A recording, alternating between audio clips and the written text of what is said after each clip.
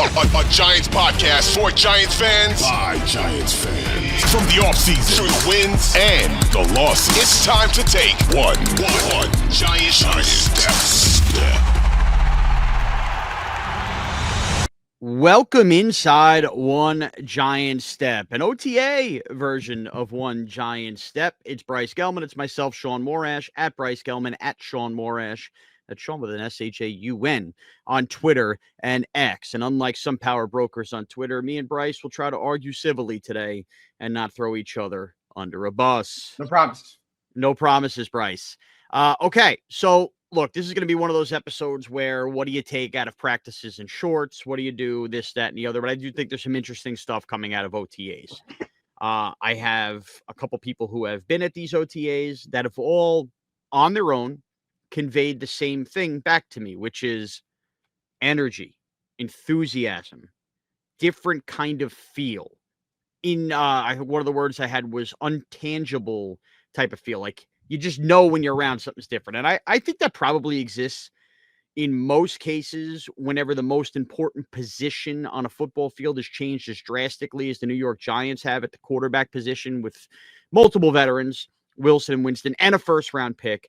I think automatically that's the most important position on the field. You're going to have a different feel. You have a mini quarterback competition of sorts going on, but at least with one of the people being a viable, hopefully long-term answer at that position. So I think that's part of the reason, Bryce, but nonetheless, I think early returns, before when I get to some of the players I want to highlight here, good feels, good receipts. Tiki, who I work with, got to speak with, obviously the team, Giants, great running back, Brandon Jacobs right after that. We've seen Strahan pop by and Justin Tuck pop by. And I could tell you that it's the head coach himself that is reaching out to these former players to come speak. So that seems to be very much a Brian Dable, wants to kind of connect the past with the current. And look, OTAs are OTAs. I've learned, you can't overreact, you can't underreact, but I do think it's interesting. And I do think that at least the building momentum to a fun Giant season is being planted here. And it doesn't feel like the same boring spring with Daniel Jones again. I think there's some tangible results from this and other kind of BS. Like I heard Jalen Hyatt looks like a completely different player. We're not doing that again. I want to see it. We're going to do it in a second, so be prepared. I want to see this on the field during the regular season. I don't want to hear it in OTAs. We've heard it every freaking year. So that's obviously a gray area. We don't know about that. What we do know is Wan'Dale Robinson is essentially, he gives Daniel Jones a massive stray with essentially saying, like the ball is very easy to catch. It's like right into the breadbasket, whatever he said, which again is a stray Daniel Jones. And, he's talking up Russell Wilson. Right? Again, this is a Russell Wilson who's at the tail end of his career. People have called him washed left and right. This is not prime Russell Wilson. And if he's saying this is a massive upgrade, then I think this is real. This isn't just, I'm trying to toot the own horn of our quarterback. It's this guy's actually good. And the quarterback we were dealing with before was not. Okay, so let's start with the wide receivers there in relation to the quarterback. You mentioned Wan'Dale Robinson. So for anybody listening to One Giant Step, again, you could download, subscribe everywhere podcasts are available, free on the Audacy app, WFAN's YouTube page as well. Thank you for checking out One Giant Step. Wan'Dale Robinson's one of these guys, a million catches, but the yards don't translate. And look, he had drops of his own, but there was a lot of throwing behind him, not necessarily getting led. So he makes this comment, for if you guys are unaware what Bryce was just referencing, which is, complimentary of Russell Wilson and having a quarterback that can put it right where it needs to be. And I think Bryce is right. If you read between the lines, that would indicate that he didn't previously have a quarterback that could do that, which would have been Daniel Jones. And whenever I think of Wan'Dale Robinson, I don't know about you, Bryce. Actually, I'll just test you. Do you have a lasting image of Wan'Dale Robinson last season? I mean, the 140 plus targets. That's what okay. That's your image. Of. You know what my image is? Germany, wide open, no. Oh, you mean like a specific play? Yeah, and he's jumping up and down, pouting, stomping his feet. I remember that. And that was like, Wan'Dale is usually not as energetic. And of course, because it was a Germany NFL network broadcast, we didn't really focus on it. You had to pause, look at it, and do all that. That was the lasting image I had. So, look, I'm excited for that. I'm happy that the wide receivers are feeling that way. I'll get it to Jalen Hyatt now, and I'll tie them all back together. Look, the deal with Jalen Hyatt, there was also a report, and I don't think this was new news. I believe we talked about it on this podcast, and we even talked about it in the air, that there was a disconnect between Jalen Hyatt and some on the coaching staff and some of the front office. And we get the words in a report this week that he mentally checked out last season. And that's never going to sit well when you're a young player. Do I understand frustrations with Jalen Hyatt? Sure. When you think of Jalen Hyatt being drafted into the NFL, when his strength is a guy that can go get it down the field and blaze with speed, and you quite frankly cannot operate that type of play in an offense where the quarterback's reluctant to throw, I mean, I could understand that. He loses his job to Darius Slayton, but I would argue, well, Hyatt, become more of a pro like Darius Slayton, run the other route tree, learn those things. Don't necessarily quit and have a disconnect. And I hate to use the word quit. He could have helped himself. But now you have the Moon Bowl with Russ. You have Jackson Dart, who's not afraid to let it rip. And, of course, to a lesser extent, Jameis Winston, which will bomb it out. Overwhelmingly, at OTAs, the name that keeps popping up with big plays here is Jalen Hyatt. He had caught that at the end of last week, that touchdown from Jackson Dart when they gave him a chance to go with the ones. Again, more on that in a second. But Jalen Hyatt's being involved. So, Bryce, while I'm with you in terms of I'll believe it when I see it with Jalen Hyatt, I don't think you make a wrong point there. But I do think there's a couple players here at OTAs, and we're going to talk about Evan Neal also in a moment, that whatever it may be, year 3, 4 for some of these guys, I'm okay now going into the season and saying maybe some of these players, while they had their own self-inflicted wounds, got held back by quarterback and an offense that was also held back by quarterback. I'm willing to see that. And I think it would be really, really refreshing if we got here and the number 4 receiver, who if he needed to step up and play, was Jalen Hyatt, and we got something out of in year 3, where all of a sudden he took over and you're like, wow, okay, that's what can happen when a quarterback can get him the ball. So while I think it would be foolish for all of us to expect some kind of big Jalen Hyatt breakout season, I also think it's ridiculous to say, well, Jalen Hyatt's a complete bust and, why are we even bothering here? No. Let's see here. Daniel Jones held back this offense. I think we could all agree with that. We can't scream and yell about that last year and then enter this year and go, well, Hyatt stinks. He probably does. He probably stinks. Yeah. But I'm willing to let him see it with a Russell Wilson and a Jackson Dart here, and I'm willing to be open-minded about the OTAs he's having. Yeah, I tend to agree with you on the idea that he's not going to have this massive breakout season. But I also believe that he is one of my top 3 breakout candidates. Like, I'm not saying it's likely, but out of all the guys out there who sucked in the past, it's not a high bar to clear, Shaun. He's been terrible. He obviously has been checked out. To your credit, you said that that's been reported. Most of us have seen it. It's just like at this point, you want to see him become the player that everyone thought he could be out of college. Taking him with that 3rd round pick, as you said, he's not gotten the chance to do what he does best, which is catch the ball downfield. That was his one redeeming quality out of college. He can catch the ball. He is one of the fastest players in the NFL, running straight down line. You know what I mean? So he hasn't gotten a chance to prove that. Again, I tend to agree with the idea that he's not going to have this massive breakout season. He's the 4th receiver. It would take an injury for him to get a lot of snaps per game. Maybe he'll see, 15%, 20% of snaps.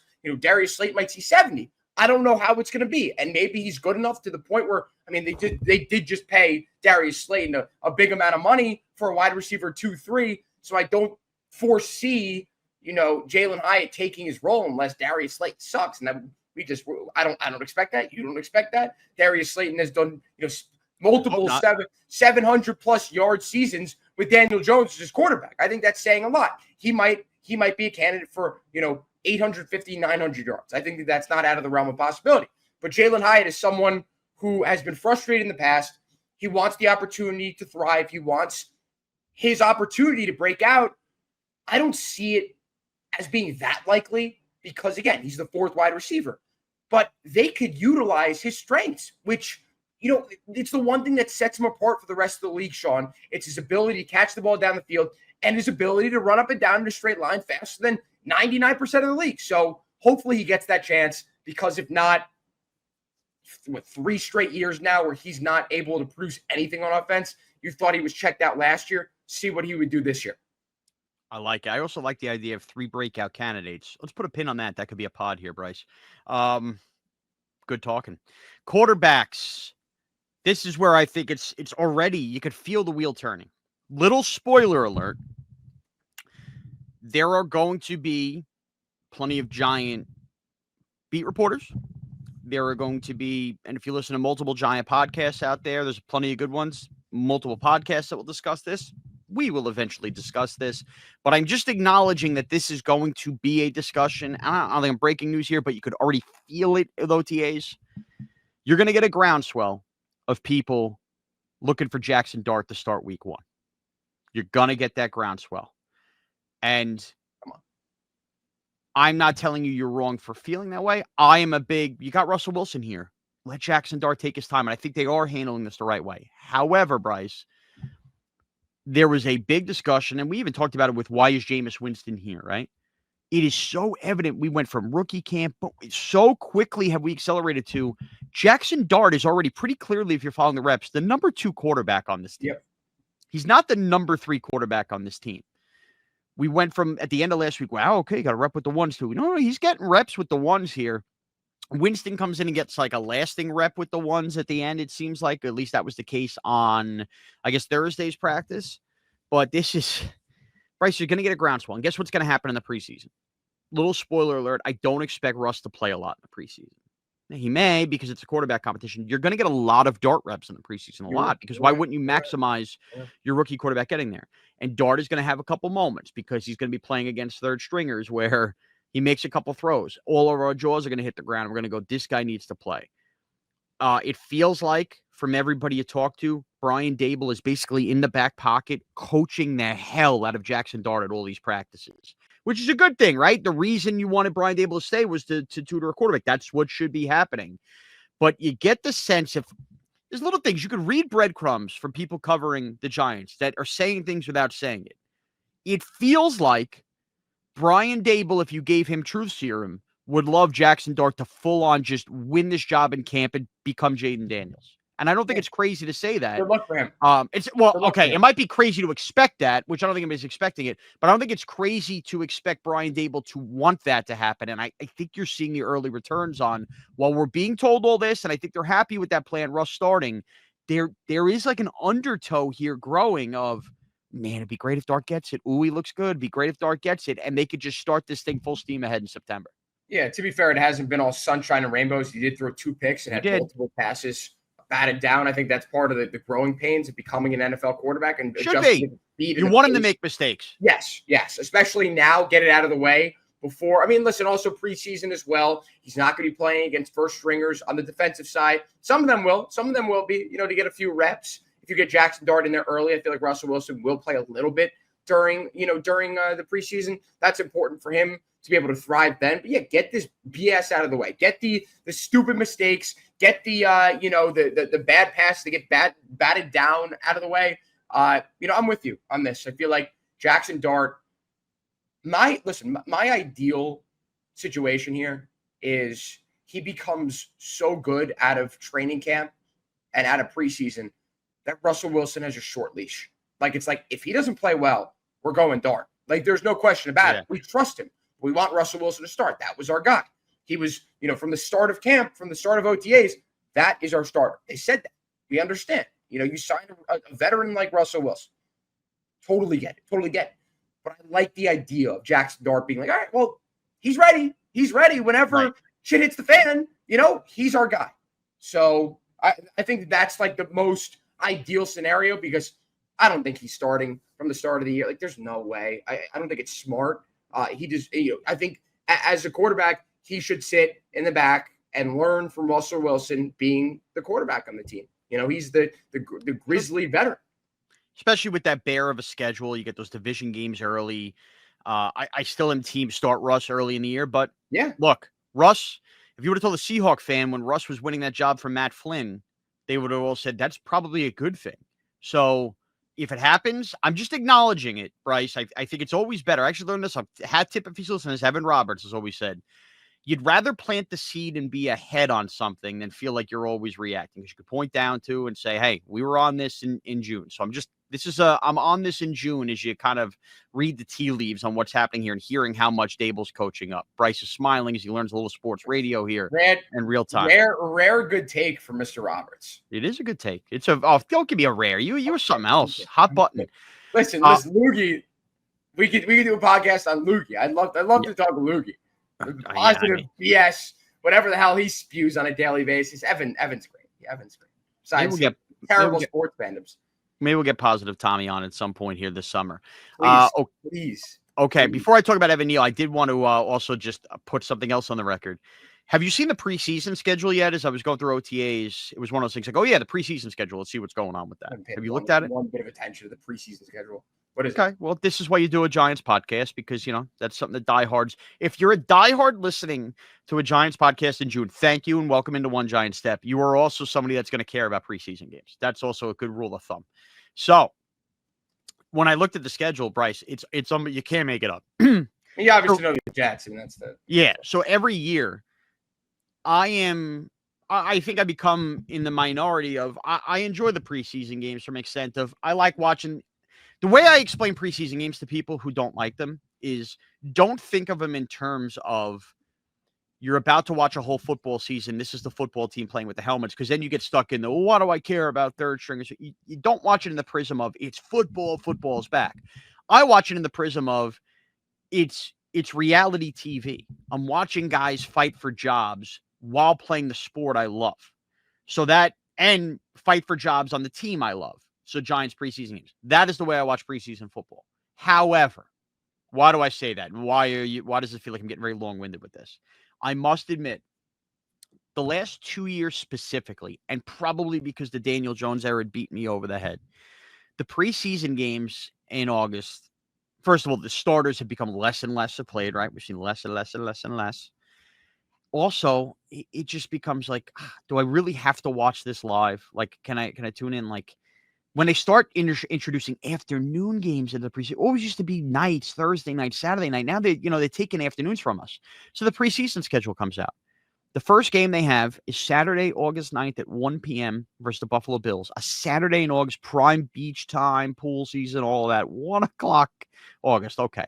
The next week is, I forgot which. Oh, the Jet game. I think it's a Saturday night the following weekend. And then it's a Thursday night versus the Patriots. Even so, I said, you know what, though? We're doing a Giants podcast, right? You got to watch the games, react. Wouldn't you know it, Bryce? And this is a little preview. I have a nephew that I have been named the godfather of. When is his christening? Godfather, very nice. 1 p.m. on August 9th. 1 p.m. on August 9th. Nice. So I have that. We are going on a nice big family trip. My wife, my kids, my sisters, their kids, my parents. We haven't done one of these like ever. Maybe normal families do this with like all their siblings. It's like, 15 of us going up to Lake George, right? I've done Lake George first time doing it with all of them during that Thursday night preseason finale with the Patriots. So I won't even be here. So 2 of the 3 preseason games, I know I basically cannot watch live. Now, why are you telling the story? This is the preseason to watch live. Jackson Dart's going to play every game. And now I spent all this time watching these useless preseason games, Bryce. And I'm sitting here reading the preseason schedule and OTAs going, well, I can't wait to watch Jackson Dart play. And I'm screwed on 2 of the 3. Whatever. I mean, you're Small's violin for me. You're becoming a godfather. What's the rule against watching the game on your phone? What's against that? You could be as there I dip the child in some water. Baptism, and then you just got the phone in one hand. You're dipping the child in. I don't know anything about it. I'm going to DVR preseason football. I've never been at one of these events. So, it's really Jewish. You got to dip. I am Jewish. You got to dip. I've never been. Yeah. Funny, during COVID, they were very weird about the the hands-on approach. And remember the whole 6 feet apart. So my oldest daughter was during COVID, was her baptism, christening. Man, we've really taken a turn on OTAs, but this is the fun of the summer. There was something I saw online like a month or 2 earlier that I thought was a joke, and then it was not a joke. Our church, during the heat of COVID, would allow this, right? Doors open, a certain amount of people allowed spread out on the pews with a squirt gun of holy water. Bryce, I thought it was an Instagram joke, and then we went and they were doing this, and I started laughing. I said, "Wait, we're listening," and they was like, "Yeah, we technically can't." Is there a video of this? I don't know. My wife probably has a picture of it. It was hilarious, unintentionally hilarious. But it was the reality of the world we were living in. It's gonna be a great fun fact during class. Yeah, I squirted with a water gun for my baptism. Speaking of baptisms, Evan Neal at guard. Bang. That's how you transition. Evan Neal's taking some first-team reps at guard as the vets had some rest days. I heard a very interesting snippet on Giants Nation Pod hosted by our friend Bobby Skinner. Okay, he had Ryan Dunleavy on New York Post. If you want to go back, I'll always pub Bobby's stuff. It was like 2 weeks ago. You search Giant Nation Pod. He does a great job. And the Dunleavy interview, I listened to the whole thing. And it was one thing that stuck out to me. And I heard this, and this is before what we saw in practice on Thursday. And that is the idea of Evan Neal at guard here in OTAs.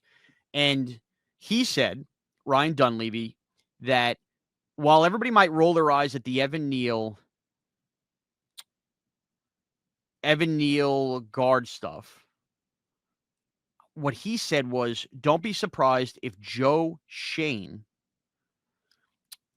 basically and Brian Dable, we're going to push this through to try to make it work. Ty goes to the runner, I think was the word he used, with Greg Van Roten starting as well, which I thought was fascinating. So I think there might be Giant fans that watch this Evan Neal guard stuff going, yeah, it'd be great if he's a guard. I'm not counting on anything. But don't be shocked, Bryce, if it's just a decent look at guard and they start the year with Evan Neal, not Greg Van Roten starting at guard, because they want to get some out of their asset. They don't want a complete busted pick.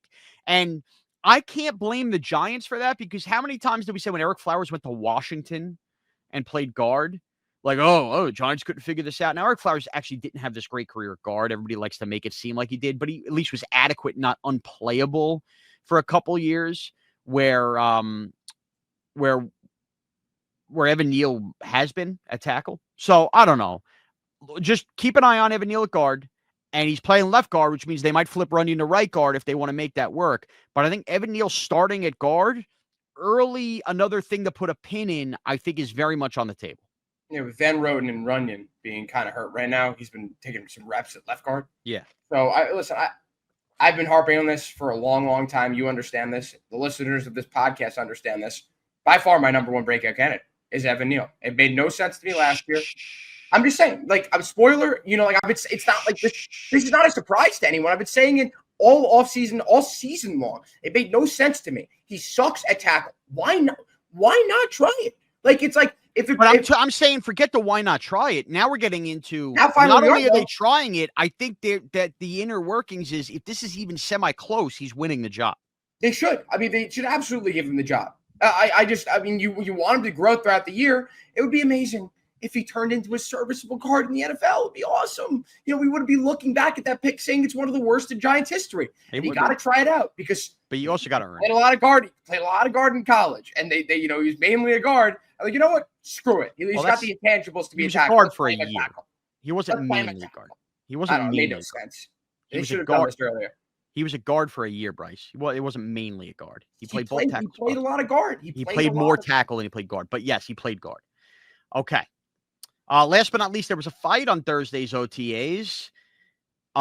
Brian Burns involved. He was getting into it with, is it James Hudson, Rodney Hudson? Who did they sign? I already forgot the tackle's name. Is the tackle. I know it's Hudson. What's his first name? I already forgot his name. I better learn it. I think it's a J, Hudson. James? Is it James? It might be James. I think it. All right. Hudson.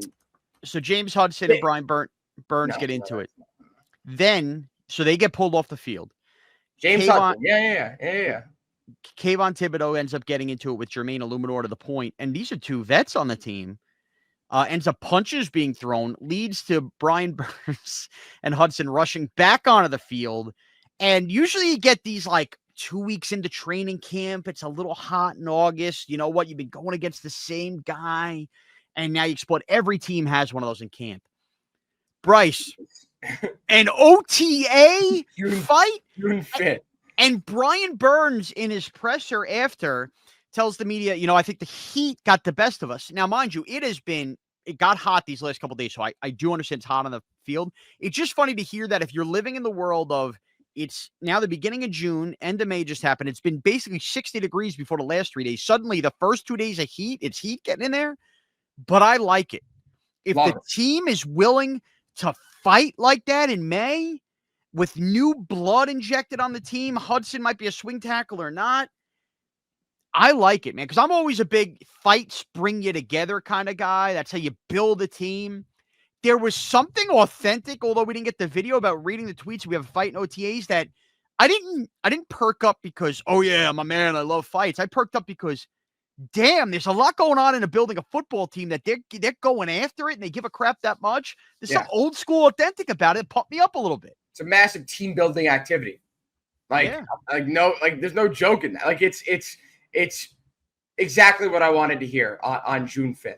I'm sure there are plenty of people who read too much into it. Oh, this team, is already, is dysfunctional and yada, yada, yada. I mean, clearly this is the right thing for it to happen. You obviously, wish it maybe, would happen later on in the offseason. But the fact that it happened on June 5th means that maybe they're working this stuff out. They'll get through it on the earlier side. And then by July, August, they're a tight-knit group.